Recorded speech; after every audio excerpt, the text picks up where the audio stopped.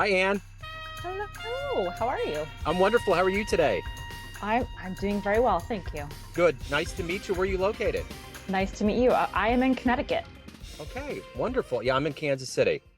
Beautiful. Yeah. So, I mean, How's the weather? well, we're getting to that fall point. Indian Yeah, summer hangs on pretty hard here. yeah. So, but I hear it's really nice up there whenever fall comes around.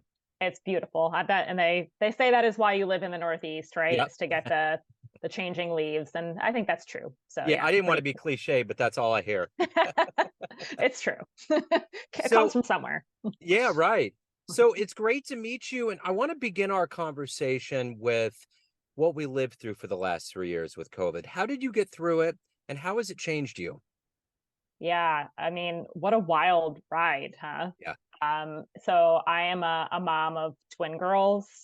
And I have a husband, I have a dog, and the amount of things that has changed in the last 3 years. I mean, it makes my head spin, to be perfectly honest with you. Yeah. From the early days of having to homeschool the kids while still having a full-time gig at a startup, it was insane, extraordinarily stressful. I would not ever want to do it again. Yeah. And the things that I think I've learned on the other side of this one now. I mean, I have a my own business where I work from home full time. My husband has changed jobs. He also works from home almost full time now. The girls are extremely capable on all things electronic, Yeah. right? Probably far earlier than they would have been. And I mean, from a schooling perspective, it's actually fascinating to watch the kids all, not just my own, but their classmates and how they have had to adopt and adapt, and not always for the better. So Yeah. I would say, I think, how do we get through it? Massive change and being flexible, because that's what we had to do. So it was interesting. How about you? Yeah, same thing, and the weird thing is it's like I have a son that's on the autism spectrum, so I'm a Mhm. little bit used to having to kind of realign things. Yep. But it was like when it happened, his two favorite things in the world are school and baseball, and that was March. So it was like so it was just a matter of figuring it out. And the other thing I do is jazz radio. So I ramp my interviews up and I would Right. play interviews and do them with the kids in the car. And I have a stepdaughter too. So they would hear these voices and they were overwhelmingly positive and just that's just the nature of these musicians. It's who they are. So that was kind of comforting, but it was weird because you get to a point where it's like at our age in our lives, there's things that happen that are here and there, but this was everything. Every facet of our reality was altered. And that was the crazy part of it. Oh, insane.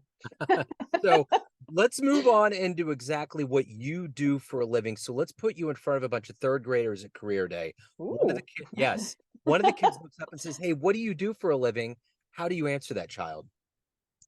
I'm a marketer, so I help amplify the message or what a company does. And in this case, very early stage companies, so companies that have just started. Um, I help spread the word about them. So for a third grader, that might be what I would say. And that probably applies for everyone else too that is not a third grader. Yes. And we can peel back the layers of that. But when you were in the third grade, what did you want to be when you grew up? Ooh.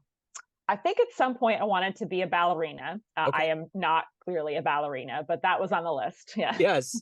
So let's go back to where you were born and raised and how these seeds of marketing became who you are today. How did all this happen? Sometimes I still ask myself that question. So I am born and raised in Connecticut. I live about 20 minutes from where I grew up now. My family's still here. My husband's family all still here. So we're very fortunate that we have a nice support system. I went to school though down in Pennsylvania, right outside of Philadelphia. So got out for a little bit. And while I was there, I studied communication. So I've always loved to write, always loved to read, and human to human communication, animal communication, it's fascinating to me, right? There's a Yeah. lot of psychology behind what is going on, verbal communication, nonverbal communication. And so that's sort of how this all came to be. And when I got out of college, I worked for a large market research company. And that was really where the seeds were planted for marketing in particular. It's a very interesting place to start again thinking about consumer behavior, why people respond to the things that they respond to, what drives them to purchase. All of that kind of my marketing teeth were cut there for sure. So the one thing that's interesting too about that area is that it's so close to a lot of things. I mean, aren't you in proximity to New York and Boston and all these? Yeah. Isn't yeah. So Yeah. what do you like the best about living in Connecticut? The pizza. There you go. I like it.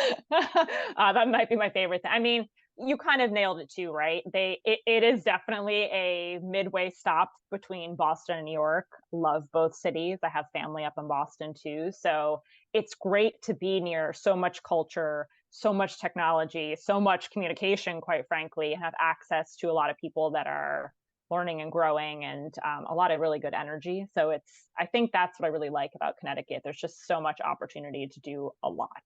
Yeah, for sure. So who's been kind of a hero for you in your life? I think my dad. He's now retired, had a small law firm, him and one partner. And I would call him the most unlawyery lawyer you've probably ever met, if that's such a thing. But he was always very gracious. He wanted to hear everybody's story. He would let clients just talk for hours. Wasn't really interested in business. He was interested in helping people. And I always admired that he had his own business. And so at some point along the way, I thought, yeah, I want to run my own business too, not having really any idea of what that would remotely look like. But he was definitely someone I looked up to, and see as a hero for sure. You know, I've interviewed a lot of lawyers, especially on this platform. And the funny thing about lawyers is those are the people that you want like on a Family Feud panel for a game show. They always know everything. They're always like, it's like they instantly have coffee in their veins and they're on it. You know what I'm saying? It's Yes. wild. And they know all these things. It's like, how did you know that? And it's like, well, you know, if you got to know law, you have to You know have to how know things everything. operate. So That's true. it's Yeah. awesome. Um, so from a marketing standpoint, what's one of the most impressive marketing outfits or companies that utilize marketing in a way that's very intuitive or brilliant? I hate to be cliche here, but the first thing that comes to mind is Apple. Yeah. It's clean. The branding is always buttoned up. It's always kind of, to me, pushing the envelope a little bit, but not so much that they fall over the edge. Feel like you recognize, as a consumer, you recognize an Apple commercial, an Apple ad almost immediately. I mean, it's really, and even just the way that they talk about themselves, it's just impressive. I Yeah. mean, they're a massive company with massive budget and they've got a great product. All that helps for sure. But to continually do that over and over and over again, Yeah. it's impressive. I find it fascinating. I remember I used to run a couple computer labs in the early 2000s for a YMCA, and we got a couple of those iMacs, the all contain ones, and we were like, what the hell are we going to do with this? Like, because Apple was dying, you know, they kicked jobs off the board. Yep. No one knew what was going on. It was prior to the whole iPod thing. So Yep. we were like, what, how are we going to do this? Because it wasn't a language, it was Windows, it was Gateway, it was Dell, it was a different world. So now Yep. to think that they're this behemoth that's like their own country, it's wild Literally. It's how wild. things could It really. change. Yep. So along that line of talking about big people like Steve Jobs, if you could meet anybody on the planet right now and spend some time with them, who would it be? Ooh. Man. Who would it be? Um, I would be curious to meet Elon Musk. I know this probably like could be a standard answer, just to see and watch how his brain works in front of me for that pure reason, right? Someone that is so intelligent. I'd like to see that in action in front of my face. The one thing you can do to kind of get to that place, have you ever seen him on Joe Rogan?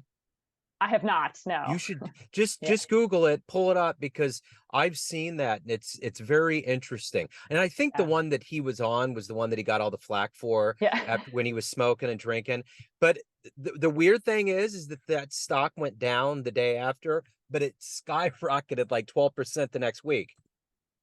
Like, which seems par for the course for yeah, him, quite who, honestly. So yeah, yeah, it's wild. So, what would be the one question you would want to ask him if you had one question you could ask him? I think it would be, what's the best thing you can do for yourself as an entrepreneur? What do you, maybe, or even what would you invest in the most as an entrepreneur? I don't mean financially, but Sure. just what does that look? Is it time? Is it human capital? Is it, I don't know. I don't know what it, right? That's Yeah. what I'm asking. But I think that's what I would ask him. So he's obviously a highly driven person. What Yeah. is your drive? What is the thing that gets you up every day, that gets you to do the work and accomplish what you want to get done? For me, I've always been trying to find a way to help. And with marketing, I didn't necessarily come into the professional world thinking, "Ooh, God, I can't wait to work in marketing." Quite honestly, that's not what happened, right? I sort of fell into it, then I got good at it, and then I just kind of kept with it. And I got to this point where that wasn't very satisfying, quite honestly. And I started to have that kind of existential crisis of like, what am I doing? Right? Am I really sending emails for a living? Like, is this it? Yeah. And I found like that's not it for me. And um, the work that I do now, I specifically look for early stage companies that are genuinely trying to make a difference in the world. And that's how I find I can utilize marketing to do good, because I'm helping to spread the word about companies and founders and products that I truly believe in. And that feels good to me. So if I can get up every day and send some emails and write content and whatever else it is that I'm doing that day, I feel good about it, because I know that maybe I helped a pet animal or whatever have a better life. That works for me. The interesting thing, I think that the silver lining of the whole COVID period was that it gave us that introspection, that Mm-hmm. level of us to say, why are we here? What do we Yep, got? You know? So for sure. just refined all of that. So what has been your best client success story? One that always puts a smile on your face? Let's see.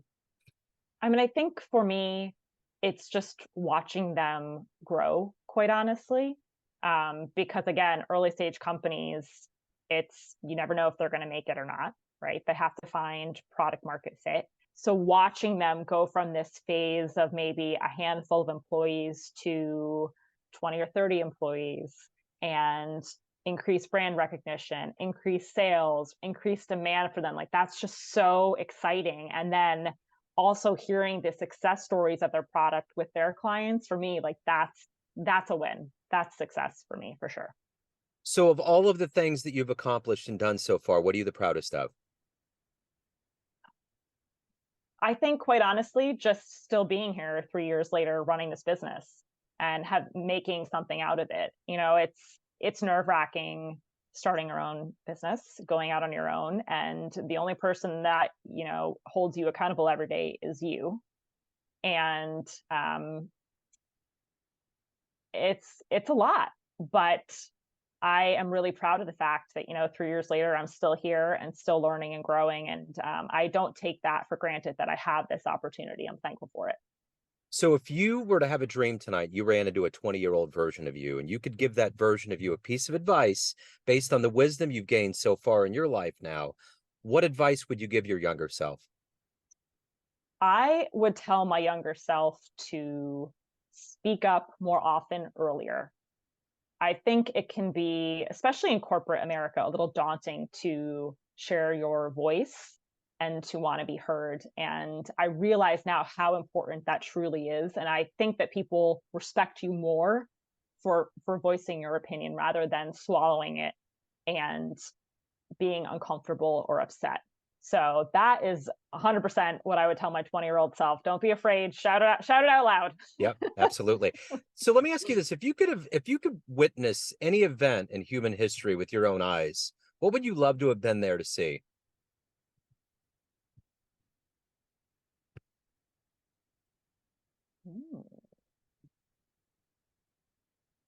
Um, I would have loved to have seen either the Mayan temples or the pyramids be built. Yeah. See, I think that would totally make a lot of things that we're going through make sense. Because Yep. really, the pyramids is kind of the birth of the modern conspiracy theory. Like, no one knows, you know? Blows your mind. Yeah. Right. Right. Yeah. So everyone out there has a perception of you, your family, your friends, clients, colleagues, but you're in control. What's your perception of you? Who do you think you are? I think that I'm an interesting mix of personas all wrapped in one. I'm definitely somebody that enjoys having fun, enjoys having a good laugh, and likes to share those with my clients. But I'm also extraordinarily driven. I definitely have my own opinions, and have gotten to a place where I'm very happy to share them if it means helping the people that I need to help, right? I know when to keep my mouth shut, but I'm also know that I have a good knowledge that I should be sharing with my clients. Um, and yeah, I'm an interesting blend of, I guess, assertiveness and comedy. I love it. So, and if anyone wants to hire you, learn more about you, anything about your world, where's the best place to go? Yeah, they should go to my website, which is finmarketingm.com. My phone number is there, email is there, and I would love to hear from them. Excellent. Anne, thank you so much for your time and story. I appreciate it. Thank you so much. This was a pleasure. Absolutely. Thank you.